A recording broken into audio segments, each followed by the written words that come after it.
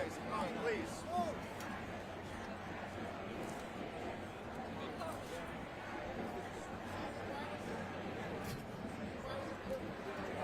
No matter where you stand on genocide, freedom of speech is... Sorry, can you hold it? Can you hold the mic? This is more important than any others. Sorry. Thank you so much. No matter where you stand on genocide, freedom of speech is an issue, is a right that we all have. And this is a turning point in the history and the freedom of speech. Thank you so much. Speak up!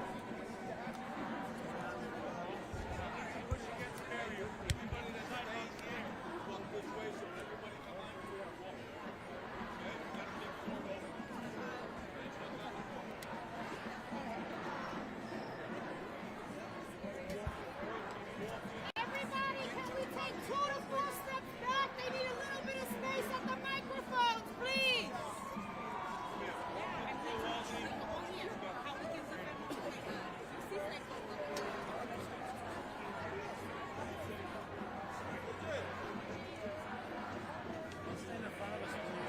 I'm with the legal team. That's okay, but we're all here too, so we need to... I'm with the legal team. You're in the way. You're in the way. I'm not gonna block you guys. I'm not yeah, hold on. Raise on that AFP. That's fine.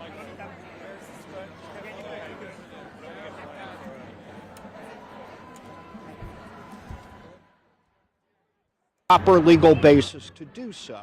He indicated what he thought the proper legal basis might be, but it's up to the parties to make those particular arguments. So a lot of process, but no real substantive justice for Khalil. And he remains in an ICE detention facility in what has been called Louisiana, which, as we know, is a state, not a specific location. Okay. Anything else? That's it. Thank you so much. Appreciate it. Yeah. Always good to see you. You're welcome. Thank you. Turn it off? Yeah.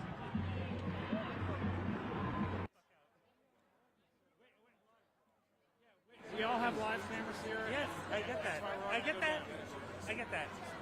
Get the fuck out of my face. Nasty thing to say.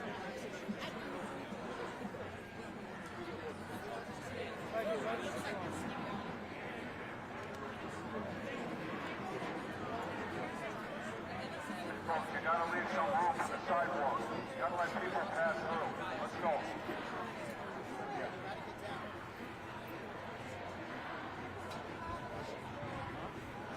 Hey guys, you're supposed to have a press pass right here. Start moving out. If you don't have a press pass, you gotta get out. Let's go. The CBS. I just want to see something. Put the... Anyone leaving, you gotta get out of here. Let's go. People have to walk through. Let's go.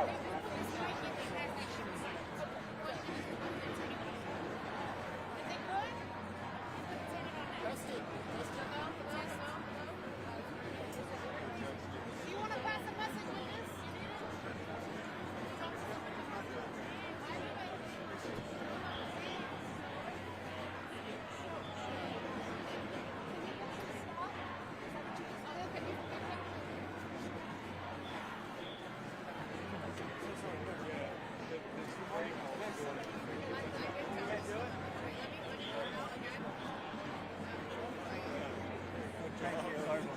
Non-audio. My stakes are all... Give me your friend.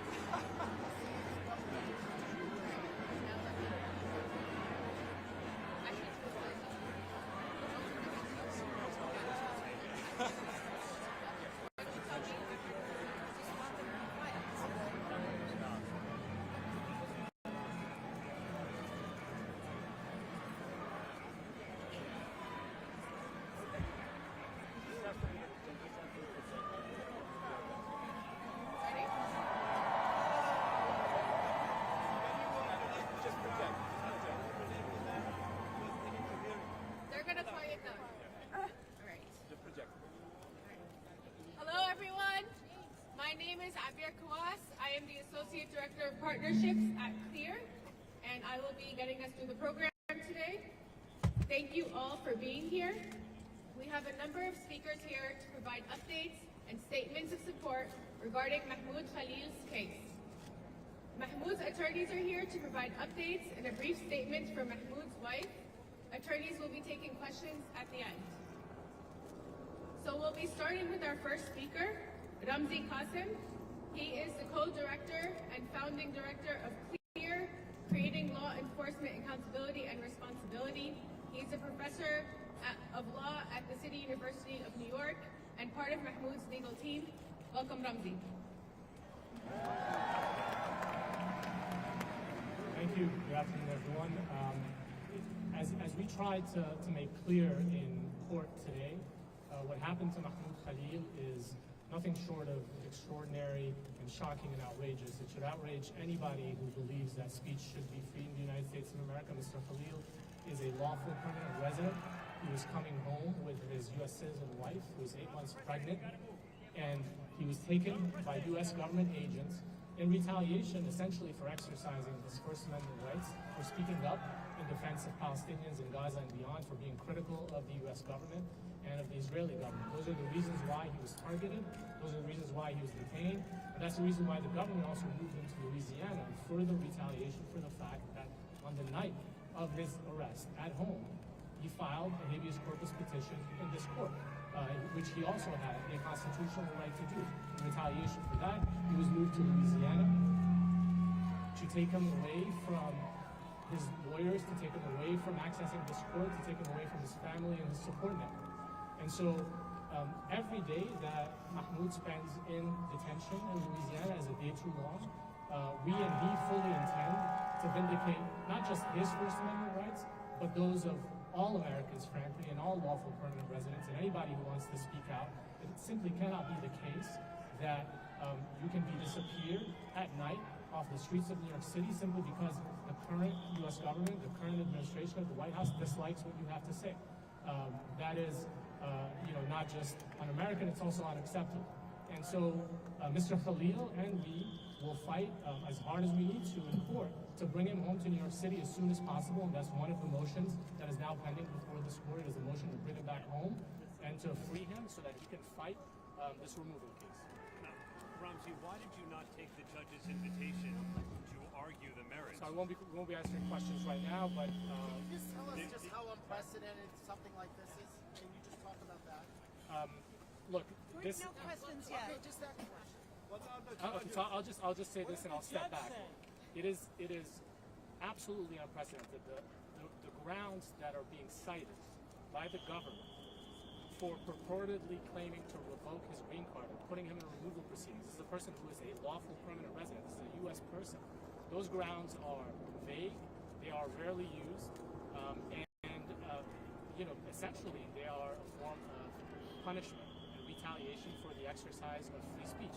We think it won't fly in federal court. We think it won't fly in immigration court, and it certainly should not fly in the court of public opinion. Why not raise that today? The judge gave you the option. All right, thank you, Ramzi. Next, I'd like to introduce Vahid Azmi, the legal director of the Center of Constitutional Rights, also a member of Mahmoud's legal team. Bahir Azmi, B-A-H-E-R, A-Z-M-Y, from the Center for Constitutional Rights.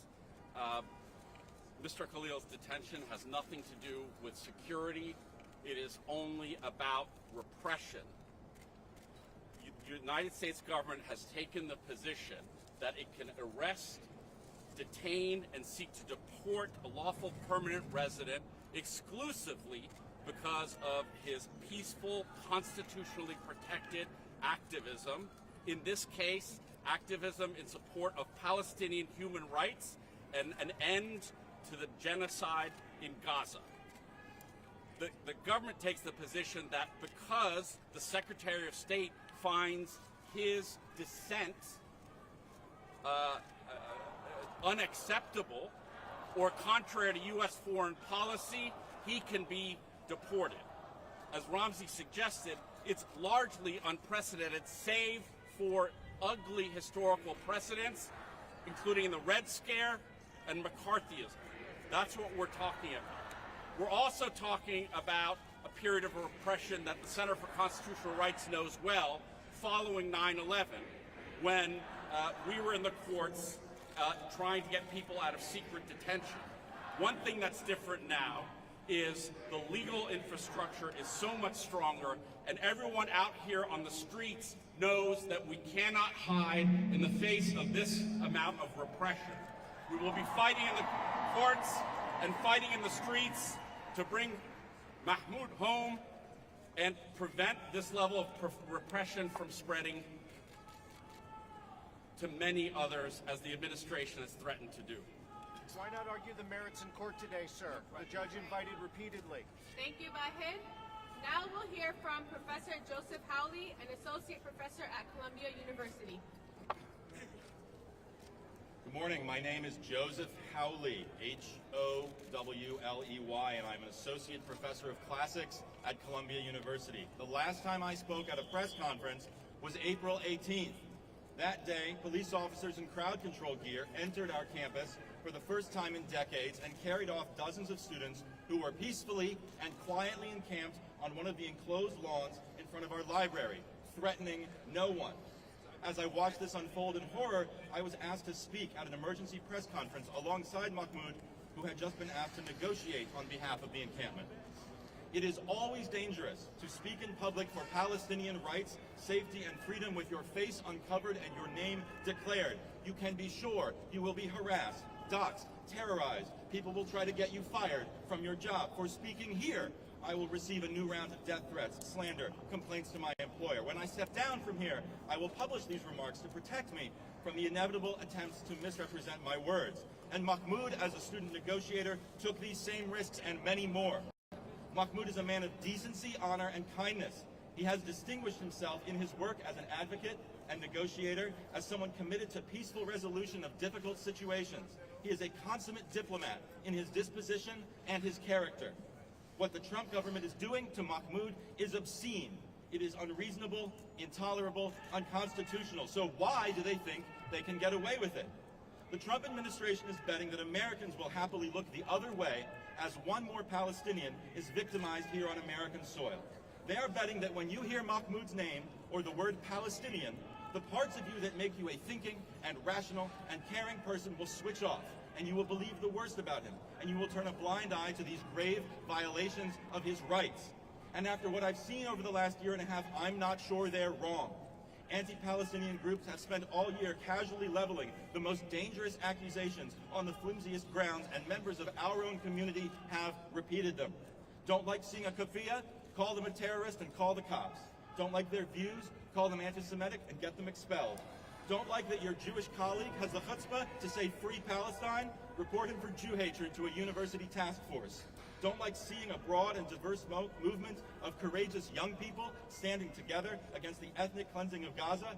Call your friends in the government and send the feds to their door. As an educator, it disgusts me that anyone who wants to be taken seriously in association with a university would deal so ignorantly with language and truth. But more than that, I am ashamed as a Jewish person that this kind of slander has found currency in some parts of my own community in service of the racist and anti-Semitic Trump agenda. Trump's claim that this atrocity combats anti-Semitism is insulting. We will not take lectures on anti-Semitism from segregationists and neo-Nazis. We will not allow a white supremacist president and his party to claim the mantle of Jewish safety as they shred the Constitution and spin outlandish legal theories to justify the suppression of dissent and the brutalization of those who oppose war and apartheid. One of the most insidious forms of prejudice toward Jews is the trope of dual allegiance, which suggests that we Jews, because of our ethnicity or religion, have secret political commitments at odds with the communities we live in, that we are not to be trusted, that you should always believe the worst about us. When Donald Trump sneers at globalists, this is what he means. And when I see people unquestioningly trafficking in the wildest assertions about Mahmoud just because he is Palestinian, I hear the exact same kind of prejudice that drove generations of my own family from their homes in Europe. Anyone who spread the lies about Mahmoud that resulted in his detention should be ashamed. And if you find yourself believing whatever someone tells you about Mahmoud just because he is Palestinian or because he spoke up against a murderous war that you somehow still support, I can only implore you to scrutinize your own soul. Why are we here? Because we want our friend back. But we are also here because what happens to Mahmoud could happen to any of us. If they can strip the green card from a lawful permanent resident, they can do whatever they want to a citizen. If you're waiting for permission to think of this as a crisis, here it is. What has been done to Mahmoud goes far beyond whether or not you agree with the cause of Palestinian liberation. Where exactly are we in the poem that begins, "When they came for the communists, I did not speak out"? Well, they've already come for the asylum seekers. They've come for the migrant families. Now they've come for Mahmoud Khalil. It's not a very long poem. So how far down the list do you think you are? I've been proud to stand as a Jew beside Mahmoud Khalil and call for a free and just and peaceful Israel-Palestine. It is my honor now to stand before you and call on what remains of the United States government to do the right thing and free Mahmoud Khalil. Thank you.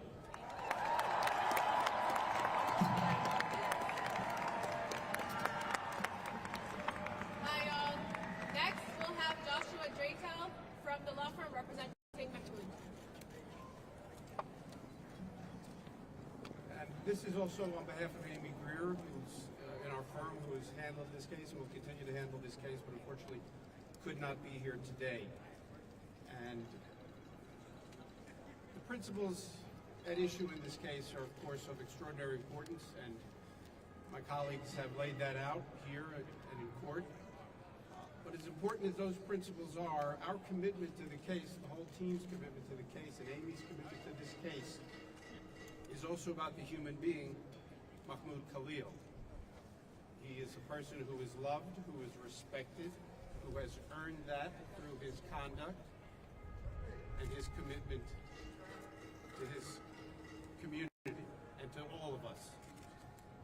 We thank the people beyond the cameras who are here for their support.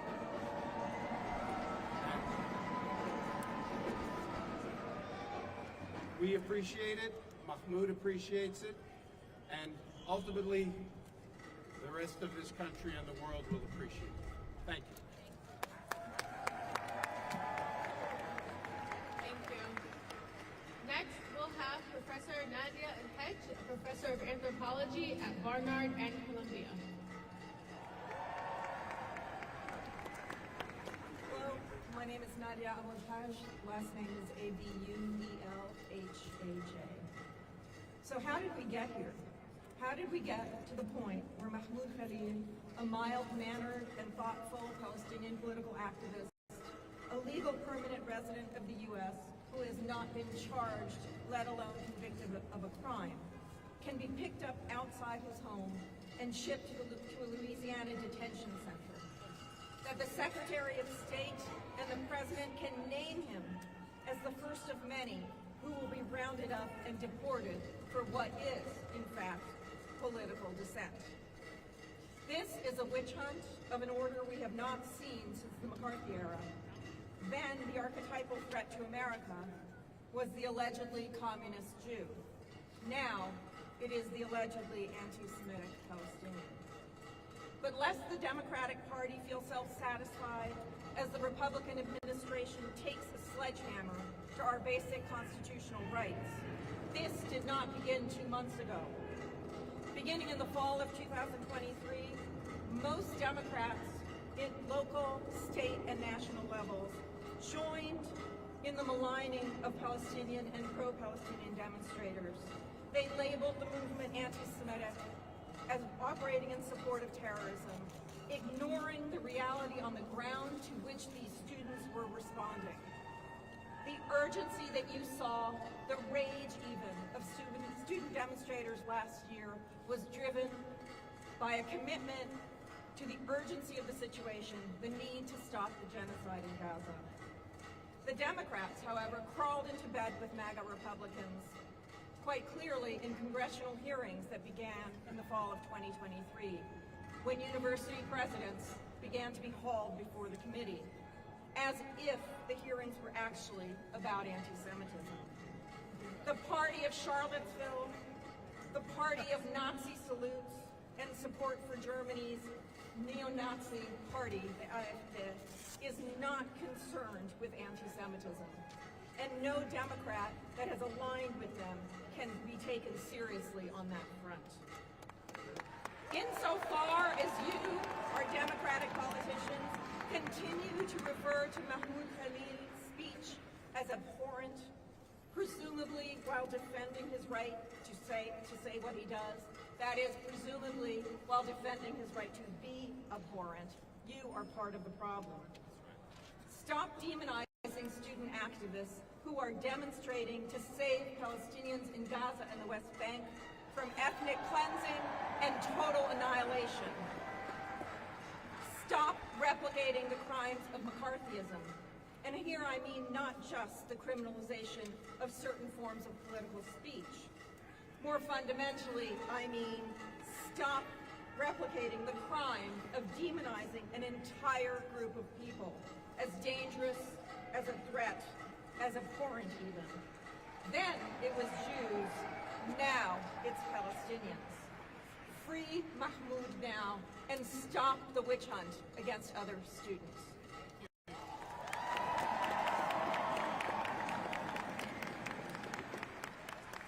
Thank you, Professor. Next, I'd like to bring up Shaza Dalal, one of the staff attorneys up here, who will be reading a statement by Mahmoud's wife.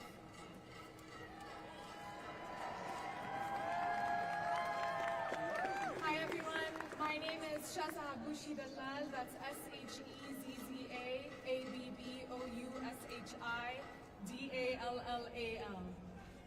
I am a staff attorney with the CLEAR Project and one of Mahmoud Khalil's attorneys, and I will be reading a statement on behalf of Mahmoud Khalil's wife, who does not wish to be named. My husband was kidnapped from our home, and it's shameful that the United States government continues to hold him because he stood for the rights and lives of his people. I demand his immediate release and return to our family. His disappearance has devastated our lives. Every day without him is filled with uncertainty, not just for me, but for our entire family and community. Our loved ones are struggling with the pain and fear of his sudden absence. And yet, we are not alone. So many who know and love Mahmoud have come together, refusing to stay silent. Their support is a testament to his character and to the deep injustice of what is being done to him. Thank you.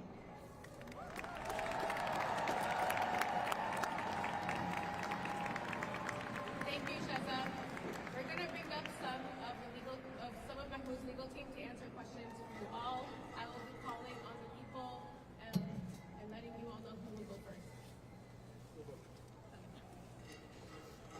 Okay, questions? How long can they hold him? Let's say if you don't bring the witness and say he doesn't, like, what is the procedure? Can you step back and can you step close to both of you close to the He's already shoulder to shoulder? Okay, how long can they hold it? How long can they hold it? Look, we are seeking to bring him back. We're seeking to have him released. And we're going to do that whether it's in federal court or immigration court. There are limits to how long a person can be held in immigration court. But frankly, that's irrelevant because we are going to ask for him to be released as expeditiously as possible, and we will do that in any court that will choose. Why couldn't that be done today? And can you just respond to the government's claims that this is about his views not being in line with national security? Can you legally speak to us about that? Yeah, the government has basically admitted that they're punishing him for his views that are contrary to the government's views. And that's just an obvious piece of authoritarian logic that we cannot tolerate as long as we live in a democracy. It's totally unacceptable for him and for others. The government is trying to say appropriate the proper jurisdiction is either Louisiana or New Jersey, but not New York. Why? The government is claiming, and this is really a question for the government. The government is claiming that because of the time he filed a habeas corpus petition in this court, he was already in New Jersey. They had already moved him to New Jersey as part of their plan, again, to move him 1,000 miles away to Louisiana, to take him away from this court, from his lawyers, from his support network. And of course, the goal in all of this is to silence not just Mahmoud, but to silence anyone who will speak in defense of Palestinian lives and rights. And clearly, as you can see by the thousands of people who have come out, not just today, but this past week, that is backfired. People are not silenced. People are not bowed in any way, shape, or form. And this idea that the movement in support of Palestinian lives is somehow driven and supported mainly by foreigners and non-citizens and individuals who are marginalized is clearly false. It is an American movement, and of course there are non-citizens and green card holders as well. But it is mainstream, as you can see from the diverse crowd that has come out, not just here today, but campuses nationwide for the past year. The government says they have flyers. Do you think he planted? Yesterday, the White House press secretary made allegations for a client that he organized protests where false propaganda was distributed. Can you guys address that? The government's position is that Mahmoud has views that are similar to Hamas, namely that Mahmoud believes in Palestinian human rights and the end to an ongoing genocide. And it is for that reason, as the White House and the Department of Homeland Security have said, that he has been arrested, detained, and potentially removed. So it's their disagreement with his viewpoint, not any remotely scintilla of security threat that's driving this. Again, it's about repression. It's not about security. What would you say? I would add that whatever flyers the White House spokesperson may have been talking about, that has certainly not been the government's position in court. And so I think that's an important thing to keep in mind, that the White House spokesperson says a lot of things that are unsubstantiated, not just on this case. I would pay attention to what they actually put forward in court. Can you speak to what would you say doing? How he's been in court or been in Louisiana? As you can imagine, these are very difficult circumstances. Mahmoud and his wife, the last thing they expected was for something like this to happen. They had every reason to expect stability. He's a lawful permanent resident. She's a U.S. citizen. They're about to welcome their firstborn child next month. That's what they were thinking about, not this scenario where he's abducted, coming home at night, and rendered to a location 1,000 miles away by the U.S. government on account of his speech. In light of that, Mahmoud, of course, is a fighter. He's been a prominent advocate for Palestinian rights. He's equally unbowed. He's in good spirits considering these circumstances, and he looks forward to being back here at home in New York. What are the immediate next steps?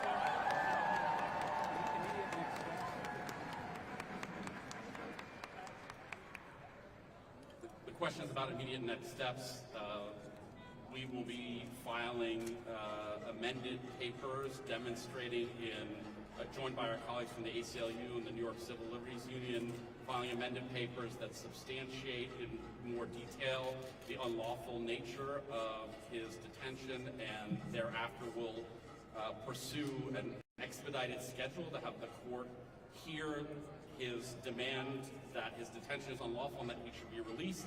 And we will also be dealing with the government's claim that this court is not the proper venue, and largely at the same time over the next week.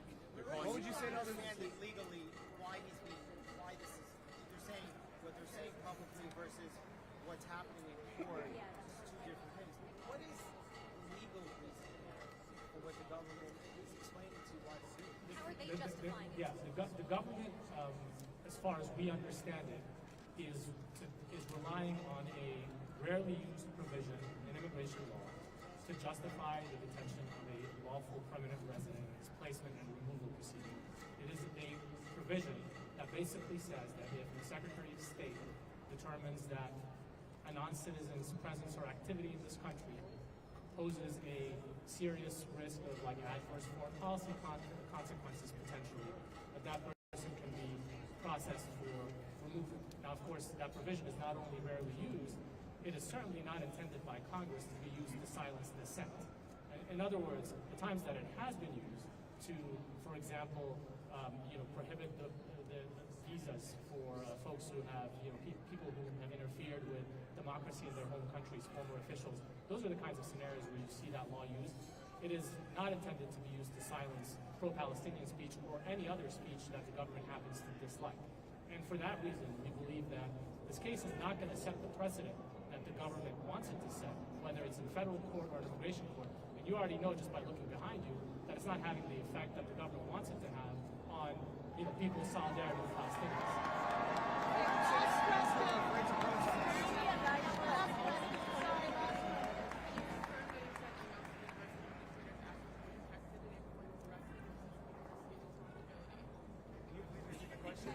So the question was whether we can confirm that he sent an email to the president of Columbia University the night before he was arrested and detained to basically put the university on notice that he was feeling unprotected by the university and that he was worried about detention by ICE and doxing and actions by private actors. He was in fear for his life and well-being. That is accurate. He did send that email to the head of Columbia University, and I think his email raises an important question. This is a university that has spent the better part of the last year talking about its duty to protect students and to keep them safe. But in a scenario where numerous students are being approached by ICE on Columbia's campus, and one Columbia student, Mahmoud Khalil, has been effectively disappeared by U.S. government agents, again, on Columbia's property, the university has been remarkably absent and silent. Student at Fordham, one more question, please. Student at Fordham, one more question, please. Thank you all. We're going to wrap up here. For any questions regarding details about today's speakers, you can come to me or Jen here. And I want to thank you all for coming. I want to thank all the people who are out there in the crowd listening. And I want to remind everyone that the family has asked for privacy at this time. Thank you.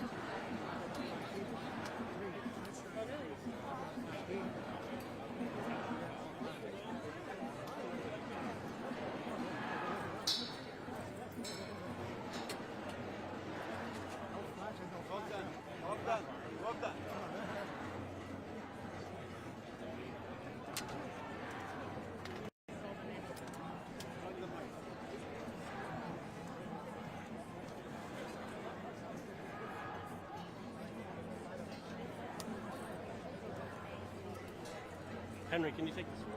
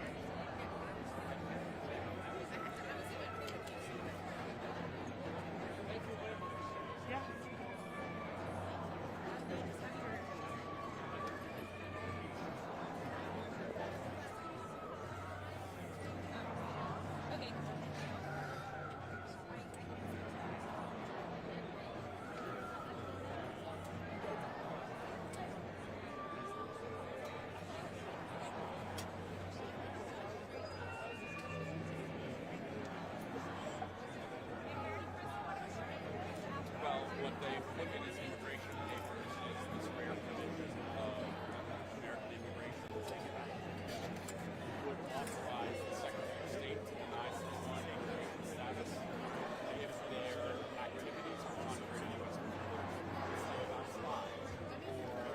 or prominent individuals who undermine their governments. It's like high-level foreign policy. We've never seen it in a situation where mere activism in opposition to U.S. foreign policy can result in immigration consequences. That's Chile. No evidence now. They've just written it out in a bureaucratic document.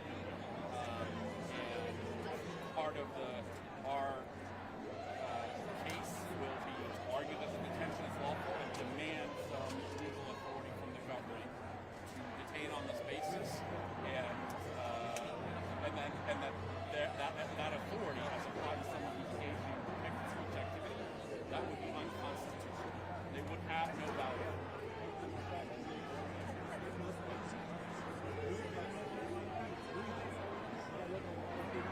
We're planning to proceed with his habeas corpus case, which states that his detention is unlawful, and asks for court in the coming weeks.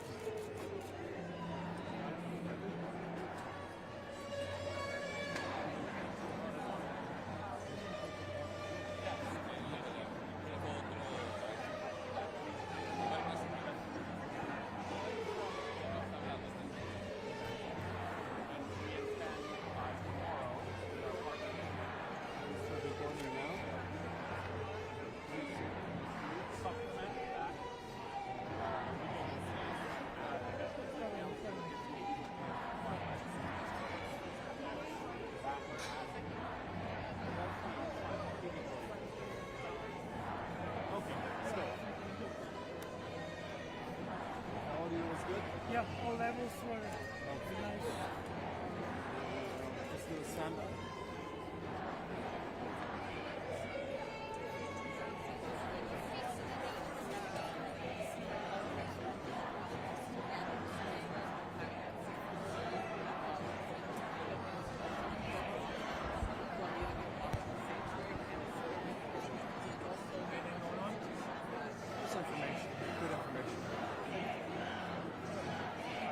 Fernando's thing, did he give it to you? Did Fernando give you? Lauren got some stuff earlier. I was shot from B-roll.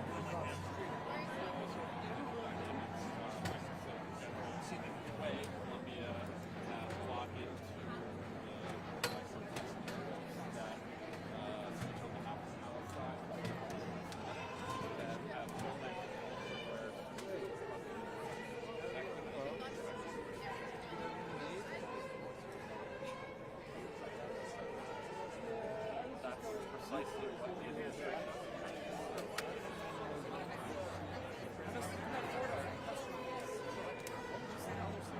She's wearing club now. She's wearing. They record them. Yeah.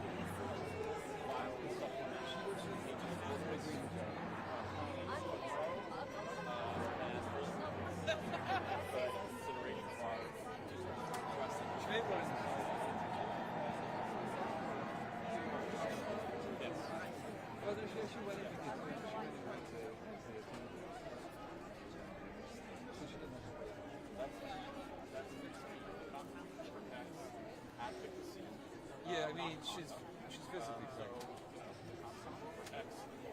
Even advocacy to overthrow. But she was really scared of like being in the middle of a group like that. It's just when you take an additional step and perpetuate illegal conduct that. Hi, Jake. How are you? We talk about.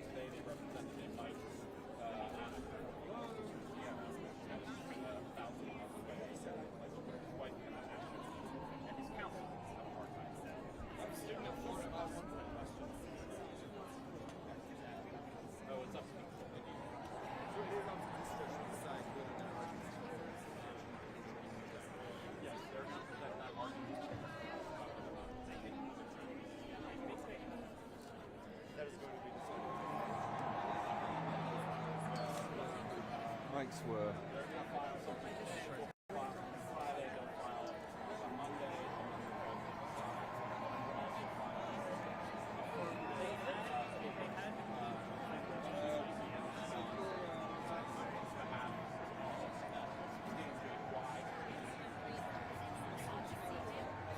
We've had a hard time visiting this court issued an order today allowing us a confidence compliant call today and a confidence compliant call tomorrow because we have not been able to secure confidential legal communications with our court.